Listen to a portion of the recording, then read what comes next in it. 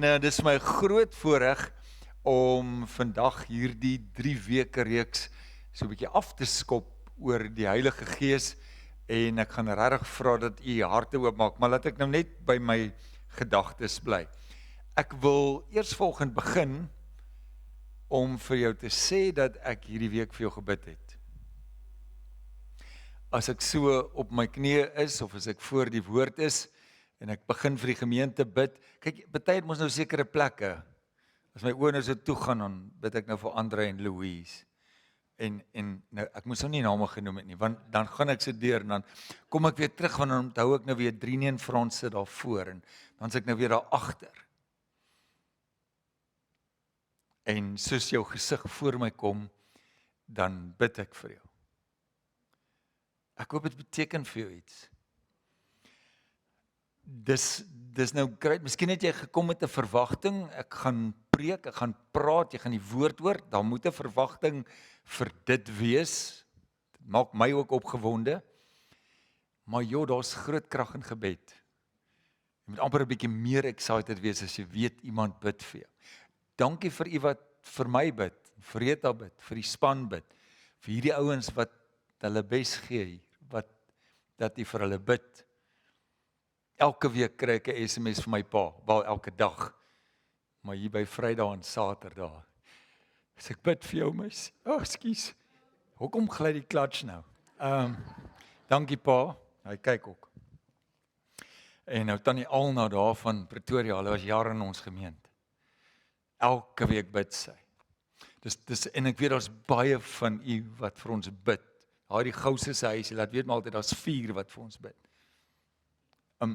Ons bid vir mekaar, baie groot betekenis, want Christus kan soveel doen. Daar is soveel wat kan gebeur, wanneer ons vir mekaar bid. Okay, dit was sommer maar net so. Maar my gebed is onder andere, wanneer ek nou vir jou bid, is daar 'n paar dinge waaroor ek bid, maar een van die redes waaroor ek vir jou bid, is dat die Here wel hierdie verlange en begeerte en behoefte om naby hom te wees, dat dit in jou hart sal wakker word, en dat dit sal brand hierdie begeerte vir Jesus Christus. Die feit is, ons bly in die Kaap en is 'n mooi plek. Verlede week, hierdie tyd, Maandag en Dinsdag, het jy nou nie heeltemal gedink is die mooiste plek op aarde nie, maar die Kaap van storms het ons beet gehad, maar my gebed is dat jou hart so sal word, al is dit lekker, al is dit nice, al is dit baie keer moeilik, dat jou hartsverlange en jou begeerte sal wees om naby Jesus te wees, om in sy teenwoordigheid te wees, om by hom te wees. This world is not my home, I'm just passing through. En die beste manier hoe ek dit kan beskryf, ek het gedink daaraan terwyl ek daaroor praat, of terwyl ek voorberei, op 'n stadium, jare gelede, stuur die werk my, om in die King Edward Hotel in Durban te gaan bly, en dit is nou lank gelede.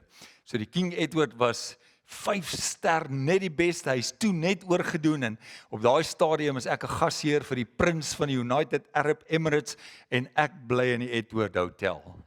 Ek stap in met 'n wit gown en spierwit pantoffels, en ek kan in die eetsale inloop, en ek het my buurman langs my is die prins van die UAE, en weet jy wat? Daar was een verlange in my hart, om by Rita en die kinders te wees. Ja, was great, maar dit was ook niks, want ek wil by hulle wees. Nou, dis daai passie wat ek voorbid, Here, moenie laat ek hier te tuis raak nie, laat ek ongemaklik bly hier, want ek wil by u wees, ek wil saam met u wees, en dis wat ek vir jou bid. So die volgende 3 weke gaan ek en Rassie lekker saamgesels. Hy het gesê woordwaarhede, en ek gaan dit 'n paar keer beklemtoon, slegs woordwaarhede oor die Gees, en ek vra vandag, en ons gaan waarskynlik die volgende 3 weke hierdie vraag vra vir jou. Leef God se Gees in jou? So jy kan dit so deur die preek en deur die gesels, kan jy dit vir jouself antwoord. Dis 'n bietjie meer van 'n Bybelstudie van vandag, volgende week en die week daarna. En ek sê vir Rita, vir die eerste keer, ek dink die eerste keer in my lewe, Sonja, jy sal die spanning besef, ek weet nie waar is die einde nie, vandag. Niemand weet waar is die einde nie, maar ek gaan die horlosie dophou, En dan het ek my preek is nou vir 3 weke lank saam met Rassie voorberei, so ergens gaan ek stop. As jy nou agterkom dis 2 uur en jy's nou moeg, waai dan net vir my, nee, dan, maar ek sal probeer daardie horlosie dophou, en dan by die tyd bly. En ek gaan meestal kuier saam met Johannes 14, Johannes 15 en Johannes 16. Johannes 14, een van my deurdra verse in die lewe, as ek nie weet waar om te gaan lees nie, dan, of as ek net gou dit baie nodig het, dan slaan ek Johannes 14 oop, en dan sê Jesus, laat jou hart nie ontsteld word nie, dit bou my, en dit stig my, en dit dra my deur, ek gaan hom nog nie nou lees nie, bære hom, steek hom weg. Jesus is in gesprek met sy disippels, met sy volgelinge, hulle was so lief vir Jesus, hy was hulle alles, hy was hulle lewe, en hy kom bemoedig hulle, want, dan Johannes 14, want, in Johannes 13, sê Jesus vir sy disippels dat hy weggaan. Die 33ste versie sê hy, my kinders, ek is nog net 'n klein rukkie by julle. Jy moet net gou vir 'n oomblik met jou gedagtes daar gaan. Hoe moeilik moes dit geklink het? Hulle het saam met Jesus geleef. Hy was hulle Jesus, hulle Rabbi, hulle Messias, hulle het hom liefgehad. Die een wat die storm stil gemaak het, die een wat gebroke mense opgerig het. Jesus sê vir hulle, ek gaan my lewe gee, ek gaan na my Vader toe, en ek gaan weg. Hoe hartverskeurend moes dit nie vir hulle gewees het? Baie van ons het miskien al ergens in die lewe ervaar, wanneer iemand wat hier op aarde voor lief is, weggaan. Dis hartseer. En dis die emosionele toestand van hierdie disippels. Jesus sê, hy gaan weg. Hy gaan hulle nou hier alleen, nie, hy gaan nou nie alleen los nie. Maar wat moes hulle ervaar het? Jesus gaan weg. En terwyl ek preek Dani, dan gaan my gedagtes altyd, liewe Dani het sy skoonmoeder gegroet, verlede week. Ek dink aan Morney het sy eie moeder gegroet, 2 weke gelede. Daardie pyn, ons dink aan julle, daardie pyn, dis waar die disippels is, hulle is emosioneel stikkend, en dan kom Jesus in die 14de hoofstuk, en dan sê hy vir sy disippels, en hy kom stel hulle gerus, en hy troos hulle, en hy bemoedig hulle, want ek dink hy het ook nou gesien, hoe voel hulle, hoe hartseer is hulle, hy het dan nou vir hulle gesê, hy gaan weg. So kan ons die gedeelte lees, dankie Sois, Johannes 14 vers 1 tot 4 dink ek, gaan ek 'n paar vers lees. Jesus sê vir hulle, laat julle hart nie ontsteld word. Glo in God, glo ook in my, in die huis van my Vader is daar baie wonings, en as dit nie so was nie, sou ek dit vir julle gesê het. Jesus sê, ek gaan om vir julle plek te berei. En as ek gegaan en vir julle plek berei het, kom ek weer, en sal julle na my toe neem, sodat julle ook kan wees waar ek is. Jesus kom en hy vertroos hulle harte, en die prentjie wat Jesus vir hulle gee, is nie so vreemd vir hulle tyd nie, want dis wat 'n verloofde sou gedoen het. Hy sou weggaan, net so voor die huwelik, dalk is dit ook maar baie great, dat hy dinge bietjie rein gehou, en dan is hy nou weg, en dan gaan berei hy nou voor, aan 'n huisie, en 'n woning, en hy maak dit gereed, totdat die tyd reg is, dan kom haal hy sy bruid. So Jesus gebruik hierdie beeld, en hy praat met hulle, hy sê, hy gaan weg. Maar hy gee in dieselfde vers vir hulle goeie nuus, hy sê ook, hy kom weer. Donderdagoggend, by ons hemelvaart, het ons so 'n bietjie gesing, die ou halleluja liedjie. Kan u hom onthou? As hy weer kom, kom, haal hy sy parels, al sy parels, fraaie parels, vir Jesus se. Onthou jy hom? Al die kinders gesiggies is die sterre se lig. As hy weer kom. Jesus sê hy kom terug. En dan kom hy sy bruid al. So so die disippels luister na hierdie gesprek, hy bemoedig hulle, hy sê hy gaan weg, dis baie hartseer, maar hy sê hy kom weer. Op Hemelvaartoggend skryf ek op die familiegroepie vir almal. Dis Hemelvaart, geniet julle Hemelvaartdag, maar onthou Jesus kom weer. En my seun Hendrik se reply daai uit Pretoria, pa kan nie meer wag nie. Maak my hart so, kan ook meer wag nie. Dat hy terugkom en sy kinders kom haal. Dit het my ook laat dink, en ek gaan nou net so 'n bietjie kuier saam met die familie, om te gaan nou Bybelstudie saam met u doen. Elke keer, as hierdie oupa daar van Emma se huis af weggery, dan hy, sy oupa moenie gaan nie. En dit is vir my baie lekker, maar moenie laat sy dit hoor nie. Maar die verlange wat sy wys, dat oupa moenie weggaan nie. En dan kan oupa sê, moenie worry nie, ek kom weer. Ek gaan weer kom. Maar ek dink nie dit het die disippels dadelik getroos nie. 'n Klomp vrae. Thomas begin eers. Hy sê, Here, waarheen gaan U? Hoe gaan ons weet? Hoe gaan ons ooit daar kom?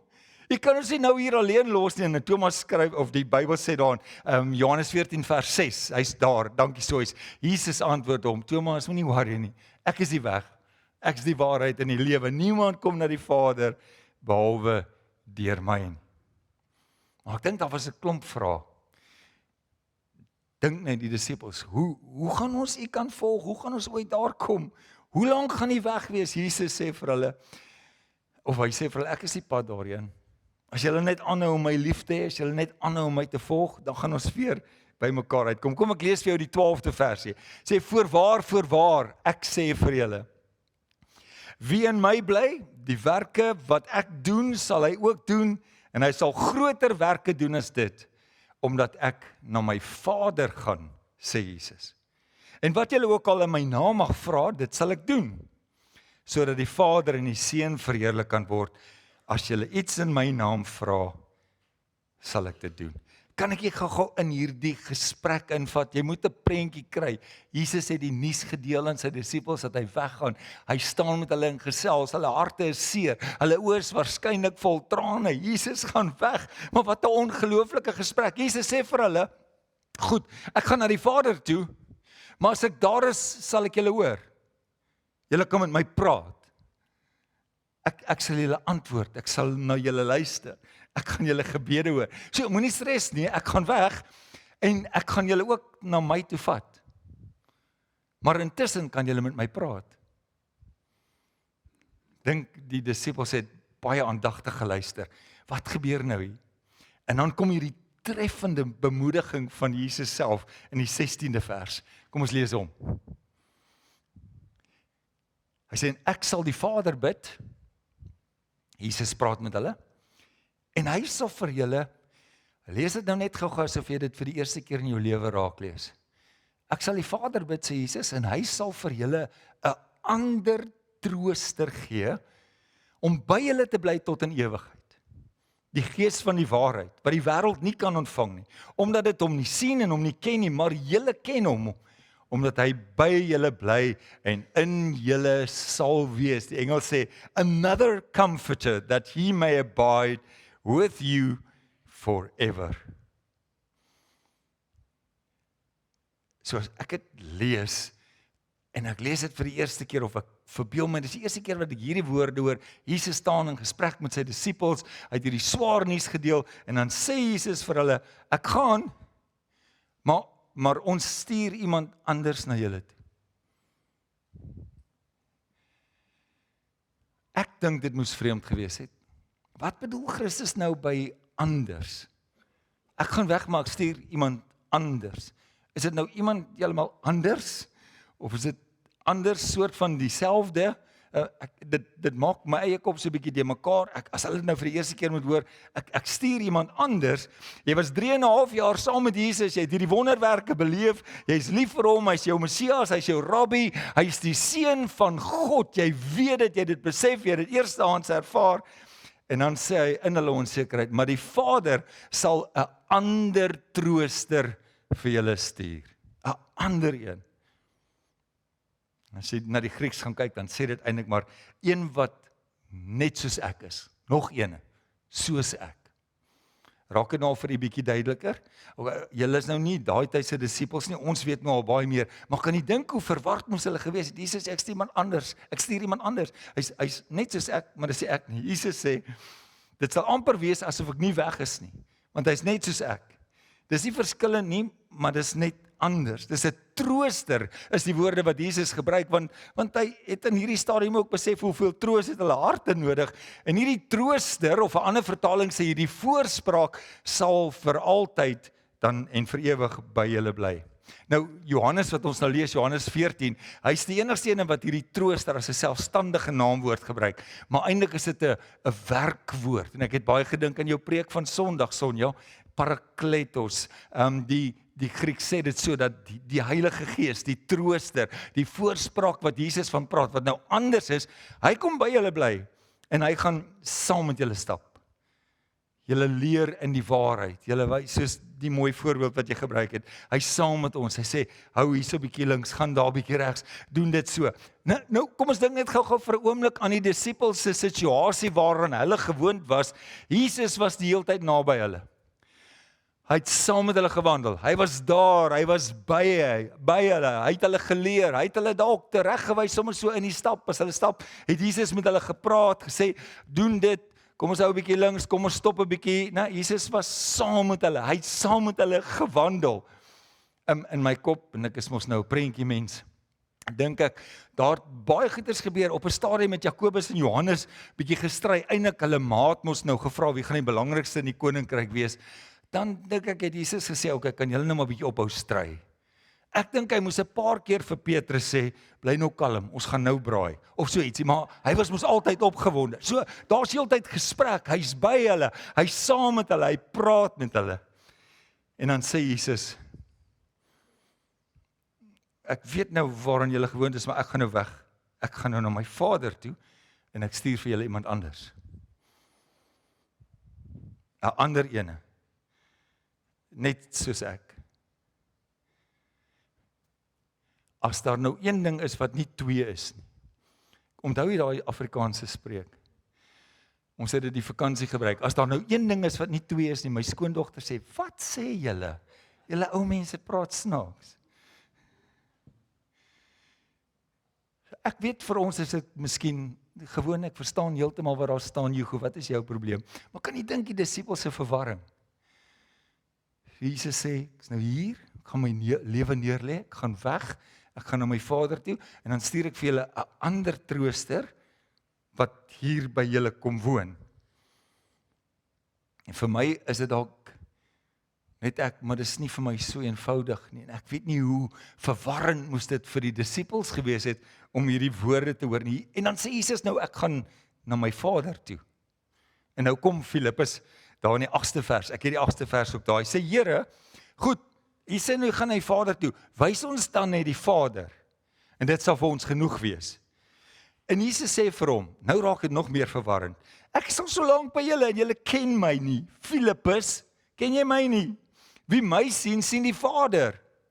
Hoe kan jy dan sê, wys vir ons die Vader? Glo jy nie dat ek in die Vader is, en die Vader in my nie? Is jy nog saam met my? As hy gesê het, nee, sou ek net so tevrede gewees het. Want ons is dieselfde, maar ons is nie. Filippus, jy kyk na my, dan het jy die Vader gesien. Maar ek gaan vir julle ander trooster stuur. 'n Ander een, ja, net soos ek. So, God die Vader, die Heilige Gees, Christus, sy Seun, en ons glo in die drie eenheid, natuurlik.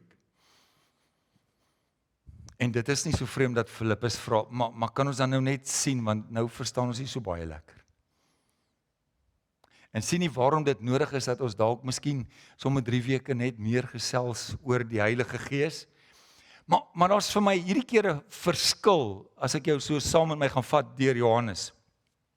Ons gaan net praat oor wat ons lees, wat Jesus gesê het, wat ons sien in die woord, wat daar staan. Want die kerk het baie lank by daardie besprekingsvrae en argumente stil gestaan, eintlik oor wat die Heilige Gees nie doen nie. En ek het baie respek vir mense se siening, maar ons het baie gesprekke oor die Heilige Gees, en ja, daai mense glo so in, maar ons gaan nie hierdie volgende 3 weke, ons gaan net wat ons raak lees, daaroor gesels, en dan dat die Heilige Gees verder met ons praat. So die plan is, om dit wat die woord self sê, vir die te bring oor God se Gees, die volgende 3 weke, en dan is dit ek en Rassie, en Rassie is 'n goeie keuse, want hy het nou in sy teologie baie meer konservatief groot geword as ek. So, maar hier is die punt, dis nie ons teologie nie, ons gaan nie dit bring nie, ons gaan bring wat die woord sê, en dan gaan jy self toelaat dat die Heilige Gees in jou hart praat. So of jy nou gereformeerd of charismaties of Pinkster was, al wat ek vir jou vra, maak jou hart oop, dat God se woord in hierdie paar dae, hierdie 3 reekse met jou praat. Is jy reg om die volgende te hoor? Ore vars, hart vas, oë oop. Goed, Jesus praat met sy disippels, en hy praat ook met ons in die 17de versie sê hierdie. En Jesus is nog in gesprek. Hy sê die Gees van die waarheid, wat die wêreld nie jy moet dit hoor, wat die wêreld nie kan ontvang nie, omdat dit hom nie sien en hom nie ken nie, maar julle ken hom. Haal gou diep asem, maak jou oë groot oop, of jou ore groot oop, en luister, wat sê die laaste stukkie? Julle ken hom, omdat hy by julle bly, en in julle sal wees, of in julle sal woon. Jesus sê, nou gaan dit anders wees. Hy praat met sy disippels daarna. Julle het nou 3,5 jaar saam met my geloop. Ek het julle goed gewys, julle het goed geleer by my, julle het wonderwerke gesien, julle het alles beleef, maar ek gaan nou 'n ander trooster stuur. Hy gaan anders wees, maar wat nog anders gaan wees is, hy gaan in julle kom woon. Kan jy dink wat het in die disippels se harte gebeur op daardie oomblik? Petrus, Johannes, daar kom nou iemand anders, en hy gaan in ons kom bly. So, die groot vraag is, as jy dit nou vanoggend hoor, is daar 'n moontlike reaksie in jou hart van, ken daai enetjie? Ek het dit al gehoor.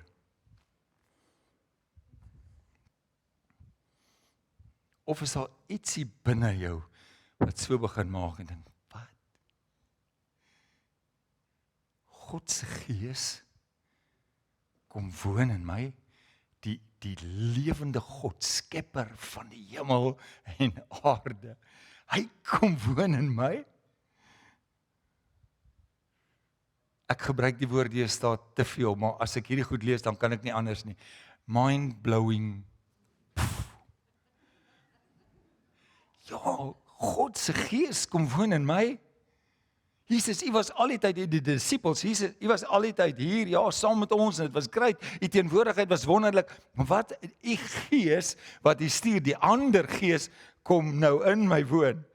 Hulle moes vir mekaar gekyk het, en dit moes net vir hulle, dalk regtig genuine, is dit regtig so, kom die Gees, dis asof ek het net nie heeltemal kan inneem en begryp, dat God se Gees, en jy moet daaroor dink, in jou en in my kom woon, elke Sondag bewe my broek, en die senuwees is klaar, en ek is gespanne, as ek hier kom staan, ja, ek is 100%, ek beloof U, en ek is op, en dan moet ek my mind regkry, my hart regkry, besef, maar God se Gees is in my. God se Gees is saam met my om hierdie woord te bring en dit te deel. En terwyl ek praat, gebeur daar iets in iemand se hart en iemand se lewe en iemand se gemoed en daar kom 'n besef in jou hart dat God se Gees is in jou en dan besef ek kan praat en ek kan nakkel en ek kan nie goed wees en ek kan my woorde verkeerd gebruik. Maar God se Gees is besig om te praat, is besig om te werk en Sonja, ek het weer aan jou woorde gedink. Ek is hier, ek is besig, maar terwyl ek besig is, terwyl ek praat, terwyl ek die woord bring, is die Heilige Gees en is Christus besig om in jou hart te werk. En waarmee is jy besig, Here? En hou net aan, ek kan nie, maar U kan. Ek kan nie hierdie bring nie, ek kan nie hierdie doen nie, maar die Gees van God wat in my is, wat in jou is, maak hierdie in ons harte lewendig. En ek is eerlik met jou, ek vang dit nie altyd nie. Dis 'n bietjie bonatuurlik. En dan gebruik ek die ander woord en nie wat ek te veel gebruik. Dis ongelooflik. Om te dink dat God se Gees werk. En hy werk met ons elkeen. Terwyl ons net leef. Ek sal nooit vergeet nie, ek het 'n tyd terug sit ek in 'n predikante vergadering. En wat hulle sê, hulle is bietjie geïrriteerd met die mense wat altyd praat van die bonatuurlike. En dan dink ek nou, soos God se Gees in ons bly, en jy wil nie sê bonatuurlik nie, dis bonatuurlik. Dis ver bo wat ons gedagtes kan begryp. Sy Gees wat in ons woon. My kop is dalk op 'n klomp plekke en dit raak te mekaar, hoe lank moet ek praat, wat gaan ek alles sê, en ek bly net Jehovah, dis wie ek is. Maar om te dink dat die Gees van God in my is, Terwyl ek hier staan ek nie alleen nie. Terwyl hulle hier bedien, is hulle nie alleen nie. En kan ek dit net ook vir julle bring, terwyl jy daar sit, as jy aan God behoort, is jy nie alleen nie. God se Gees is in jou. Ek kan nou sê, Andrei, God se Gees is in jou, dan praat ek met ten minste 12 mense, want hier's baie Andreis in ons kerk. Maar miskien moet jy net so saggies vir jouself sê op die oomblik. God se Gees is binne in my. Dit maak dat ons regtig baie anders moet dink. Dat ons baie anders kan leef. Persoonlik dink ek daar is 'n te klein onderskeid tussen mense met die Gees en mense sonder die Gees. Ek het al die gesprek gehad. Ek kan nou brei baie en dan praat ons nou, of as ek kom nou ergens in vat, dan praat ons nou oor wat in die land aangaan en die barbaarse optrede van mense of die korrupsie, en dan sal hy altyd dieselfde sin sê, but pastor, they are without the Holy Spirit. En dan besef ek, ja, jy's so reg, maar daar's gewone mense onder ons sonder die Gees, en die probleem wat ek het is dat hulle met die Gees moet soveel anders lyk. Moet soveel anders optrede, want daar's mense sonder die Gees van God wat baie keer mense baie nicer hanteer. Wat baie vriendeliker is met ander mense, wat goeie dade doen, wat mooi lewe, wat hulle is net nice. En die teendeel moet die feit wees dat ons wat gevul is met die Gees van God in ons, dit moet so uitstaan. Het jy gesien, engel? Hy het die Gees. Het jy gesien, my skat, sy het die Gees. Hoe dit voel of die Here nou hier by ons was. Dis wat mense moet beleef as ek en u bely. Jy sien, en ons het vanoggend 'n gang gesprek gehad, Andrei, dat daar sekere goeders wat ek anders sou wou doen of kon doen as ek nie die Gees in my gehad het. Die manier hoe ek wil praat baie keer sal anders lyk. Maar ek het God se Gees in my. Onthou hierdie sondagskoolletjie, almal het hom dalk nou nie gedoen nie, maar dis 'n versie ook, weet jy nie, jy's 'n tempel. Jy's 'n tempel van die Heilige Gees. Vol van lof, vol van krag, vol van vrede. Ek is 'n tempel van die Heilige Gees. Jo, dit maak dat ek baie anders dink, baie anders doen, baie anders praat.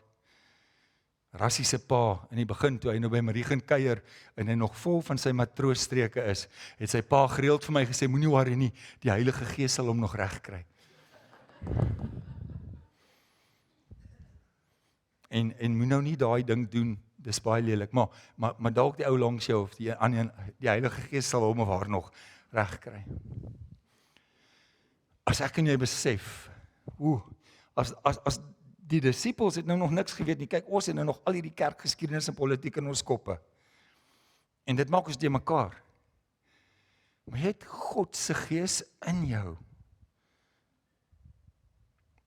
Ek wil jou net gou weer op dieselfde bladsy bring, en ek het nog regtig die horlosie in my oog. Jesus sê vir hulle, en dis nou by herhaling, ek vertel jou net gou weer.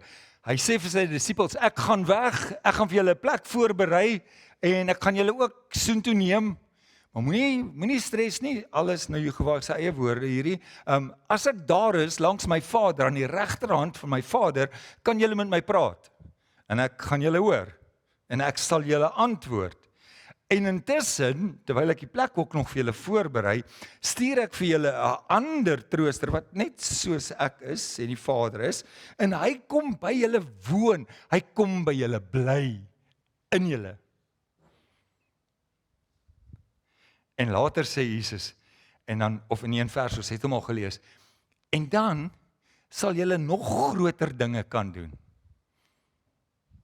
Want, kom ek verduidelik dit net vir julle disippels, julle is nou hier, ek was by julle, maar ek gaan weg, ek is daar, julle kan met my praat, en hier by julle, in julle, wat saam by julle bly, is God se Gees.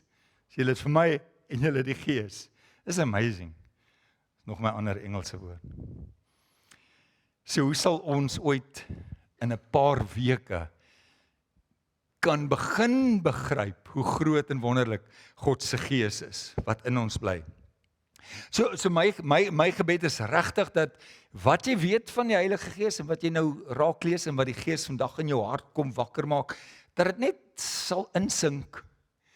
Dat dit net 'n blyplek sal kry, dat jy daaroor kan gaan dink oor God se Gees in jou lewe in hierdie Pinkstertyd. Dink net aan die eerste kerk in Handelinge. Dit was die perfekte kerk. Hulle was net ongelooflik wonderlik. Hulle het saam geëet, saam alles uitgedeel. As iemand iets nodig het en iemand soek 'n werk, kom werk jy sommer hier, kom bly jy hier, doen dit. Hulle het al hierdie dinge gedoen en die hoofkarakter en die hoofrede was, hulle was almal gevul met God se Gees. Hulle het gelewe soos mense wat verstaan, hulle is tempels van die Heilige Gees. Die Heilige Gees is in hulle. En die eerste kerk was net, hulle het dit begryp want dit was vars en dit was nuut.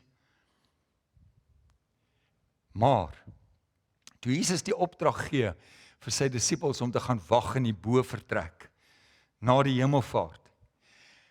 Ja, jy moet gou mooi vir my hoor. Hulle het nie daar in die bovertrek gaan sit en 'n Bybelstudie gaan hou oor die Heilige Gees. Want hulle het niks gehad nie.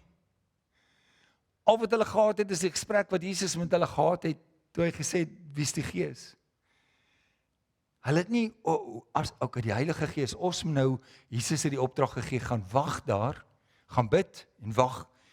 Handelinge 2 vers 38, en die Gees oor julle kom, sal julle krag ontvang. Hulle het niks anders gehad nie. Hoe gaan ons dit hanteer? Gaan ons dit soos die Pinkstermense hanteer, of gaan ons nou baie stil daaroor praat? Hulle het niks gehad nie.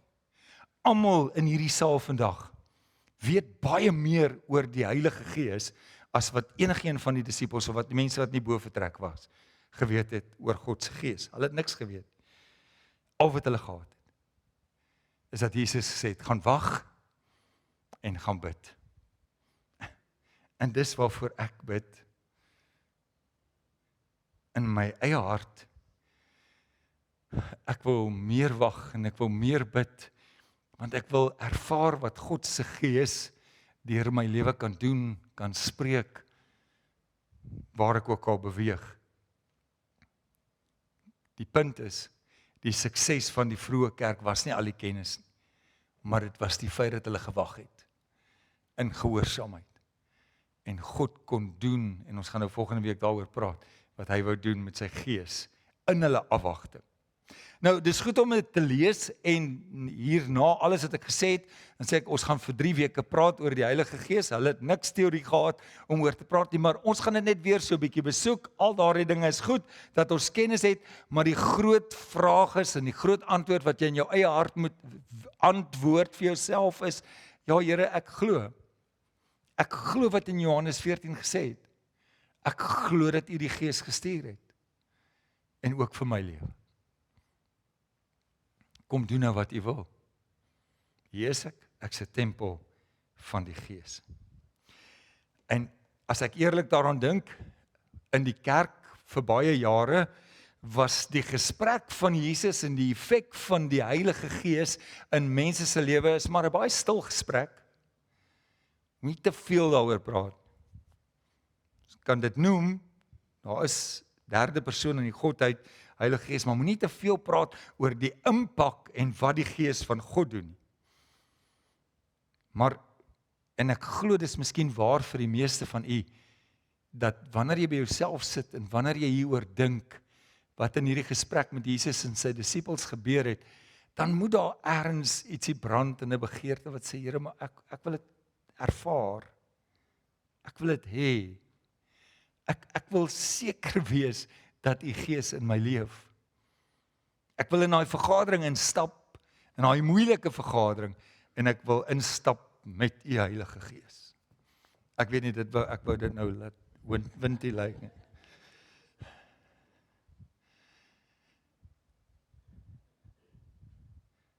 Ek wil meer hê. En as ek sê meer, dan sê ek geen van ietsie snaaks of iets, ek sê bonatuurlik, God se Gees in my lewe. Ek en Marie sit, sy werk aan haar kinderlesse van die week. Sy het nou nogal 'n paar rowwe daar nou gehad, 7 maande swanger, sy sit hier oorkant my en dit gaan goed en die hormone is rustig en al daai goed. Maar ons begin praat oor die Heilige Gees. En sy vra vir my 'n klomp vrae en ek vra vir haar 'n paar vrae. En die volgende oomblik rol die trane so oor haar wange en sê pappa, maar van dat ek Christus aangeneem het, kan ek nie dink daar was een enkele dag wat ek ooit gedink het ek is sonder sy gees. Hoe ek wil nooit daar wees nie. Dawid het self uitgeroep, Here, neem net nooit die gees van my weg.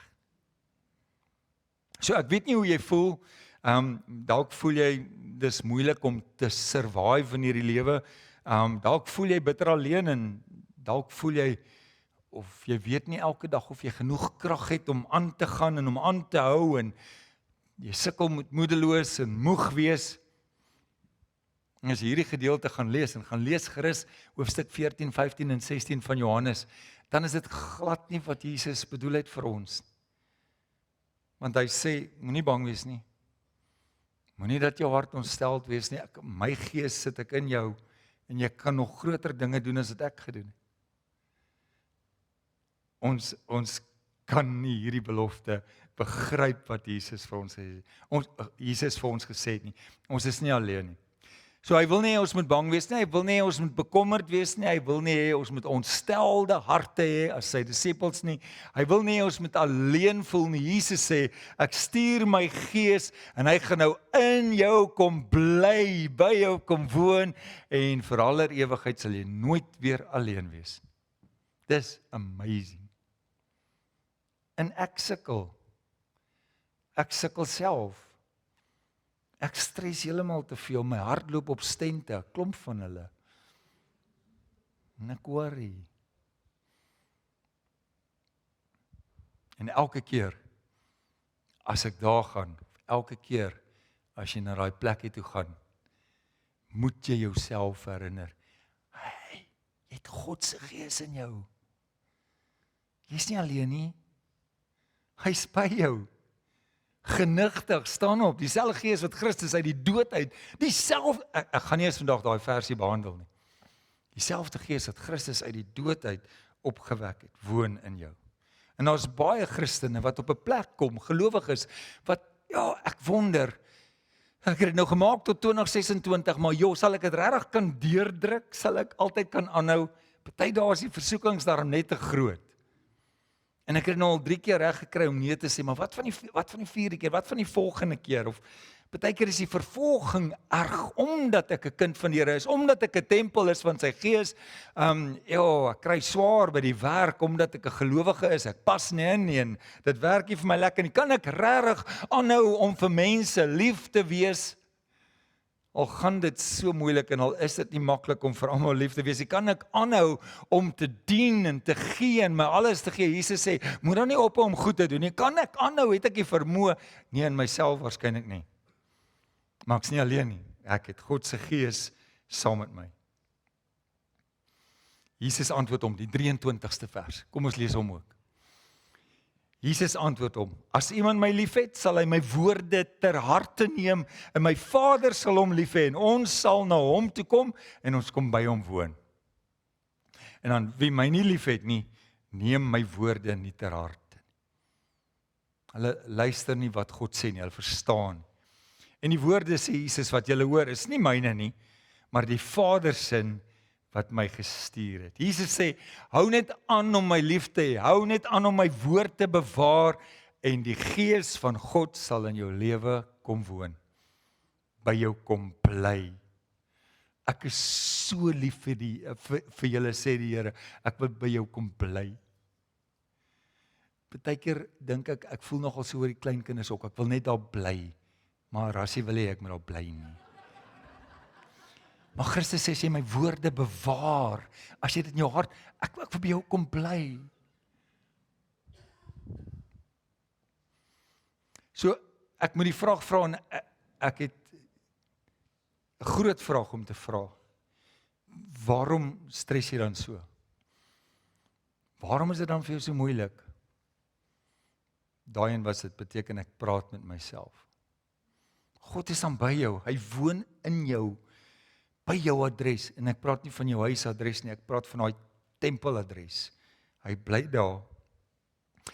Kan jy agterkom dat ons nie regtig hierdie ten volle begryp nie, want ons leef baie dae asof hy nie daar woon nie. Ons stres asof hy nie daar woon nie. Okay. laaste stukkie. Vir my, een van die fascinerendste gedeeltes daar in die 7de versie van die 16de hoofstuk. Tog sê ek vir julle die waarheid. Dit is tot julle voordeel dat ek weggaan. Jesus wat nog steeds met hulle praat. Hy sê, want as ek nie weggaan nie, sal julle die voorspraak, die Heilige Gees, sal nie na julle toe kom nie, maar as ek gaan, sal ek hom na julle toe stuur.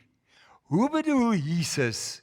Kan jy nou net weer, ek het hier nou volgende 'n paar keer na daardie plek toe gevat het, hoe kan die disippels nou indink? Hoe bedoel Jesus, dis tot hulle voordeel dat hy dan nou weggaan? Hoe kan dit voordelig wees? Hulle is dan so gelukkig, hulle is sy disippels, hier loop hy saam met hulle, 24 uur van die dag is hy saam met hulle.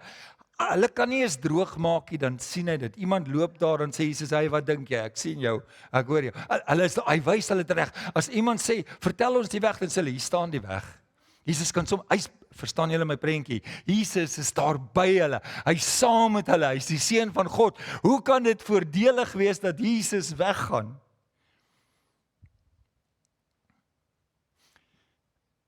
Ek voel veilig, voel sterk. As ek in my gedagtes die prentjie sou kon kry, dat Jesus hier by my sou staan vanoggend. En die woord sal bring.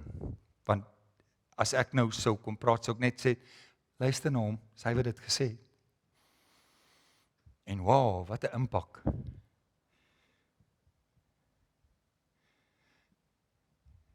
As daar 'n advertensie sou uitgaan op sosiale media, dat Jesus is self die prediker op Pinkster Sondag.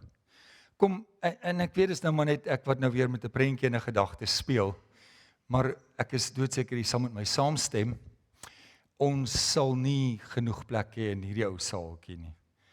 Daai city center sal te klein wees, die stadion sal te klein wees. En eintlik hoe hartseer is dit? Want weet jy wat is die waarheid? Hierdie Sondag, volgende Sondag, God se Gees gaan self met ons kom praat. En Jesus sê vir sy disippels, dis baie meer voordelig.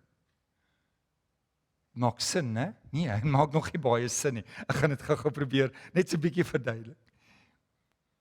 En is eintlik 'n soort van 'n geloofsvraag. Glo jy dat wie nou in jou is beter as wat die disippels gehad het? Hulle het dan Jesus by hulle gehad. En Jesus sê, dis nou vir julle baie beter. Dis tot julle voordeel. Nou tot julle voordeel beteken nie altyd dit gaan net lekkerder wees nie. Dit beteken dalk in sekere gevalle gaan ons later beter verstaan. Ek het nou maar gedink, weer, my kop was by die kleinkinders, as jou kleinkind nog met daai ekstra wielietjies ry, en jy kom by die groot dag wat jy sê die wiele gaan nou waai.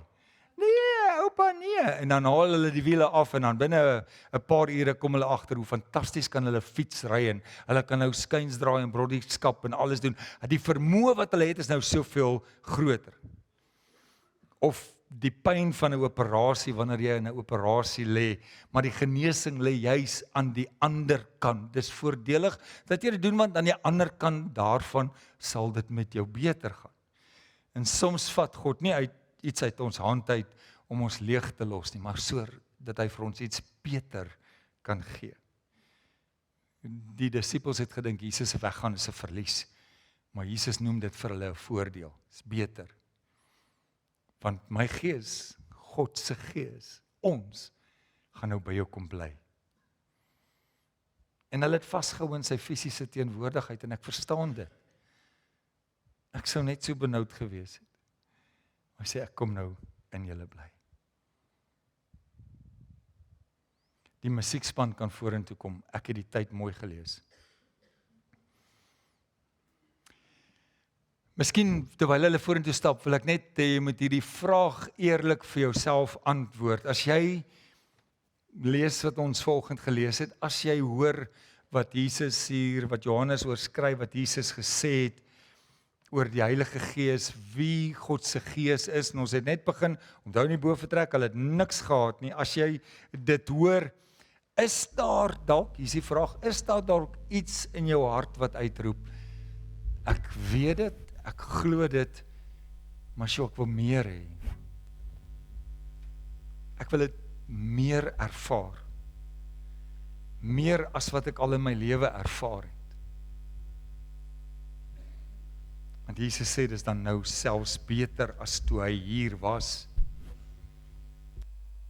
Ek wil dit so graag hê. Ek wil dit al hoe meer beleef, elke dag in my verhouding met mense.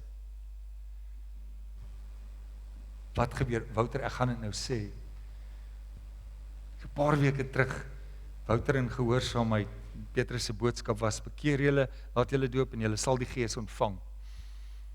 Wouter en kinders, hulle gedoop. En 2 donderdagoggende terug, terwyl jy daar in daai mannebediening praat, hoor ek, en ek is toe al hiermee besig, ek hoor hoe die Gees van God deur jou praat. En dis wat gebeur wanneer ek hierdie pad stap. En dis wat vir elkeen van ons waar is, wanneer ons instap in 'n argument, wanneer ons instap in 'n besigheid, wanneer ons instap in ons verhouding, moet ek terugstaan, want dis God wat deur my praat. En as ek dit lelik doen, moet ek baie mooi gaan dink, moet ek baie mooi gaan werk, Here, kom, maak skoon hierdie tempel. Help my, reinig my, want ek wil u Gees deur my laat praat.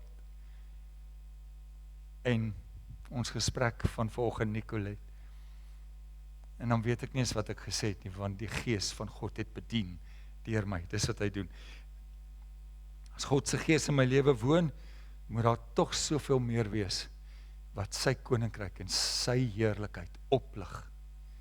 Selfs as ek sing, is dit God se Gees, want dis die Gees wat God wil verheerlik, wat deur my praat. Vriende, ek hoop nie ek het die bietjie meer verwar nie, maar dis alraai as die bietjie verwarrend is, want dis nie eenvoudig nie. God se Gees woon in ons, en ek hoop en bid, daar's in jou hart 'n begeerte, en ek gaan ook bid dat die Here daai begeerte so vlam gee, dat jy nie volgende week wil mis, en die week daarna wil mis nie, en hoor wat die Gees in ons lewe kan doen. Ons gaan opstaan en ons gaan 'n lieflike slotlied sing, in die hemel is die Heer, en sy glans is soos kristal, 'n pragtige lied. Jong mense, vat dit vir ons weg. Baie, baie dankie. Of bring dit vir ons in, ek weet nie wat.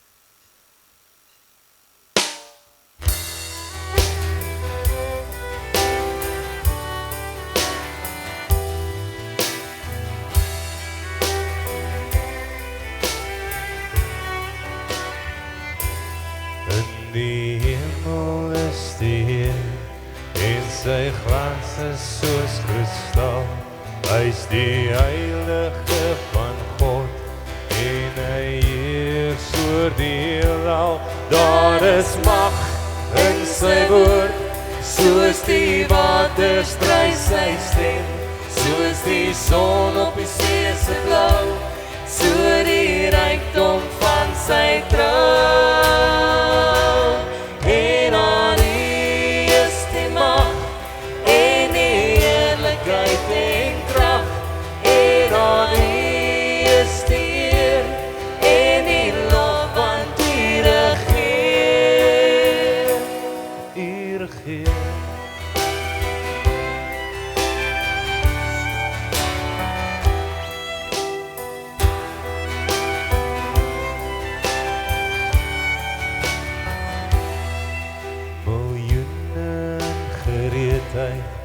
Staan die engele om sy troon, verbuister in sy sieraad, en die weelde van sy kroon.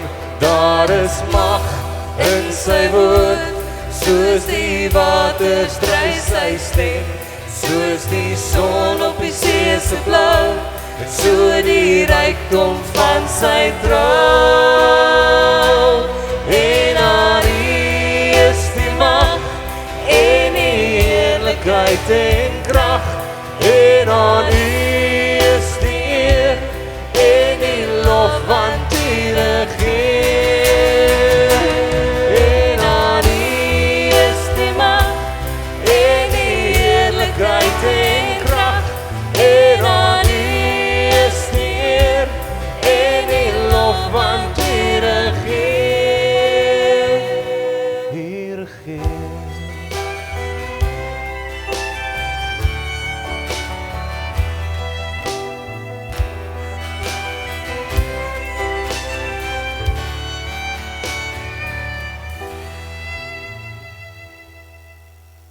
Sjoe, dis mooi. Vriende, God se gees woon in jou. Gaan leef soos iemand wat deur Jesus gered is en sy gees in jou lewe. Gaan so uit. Gaan wees Christus verander. Mag die Here u baie ryklik seën. Amen.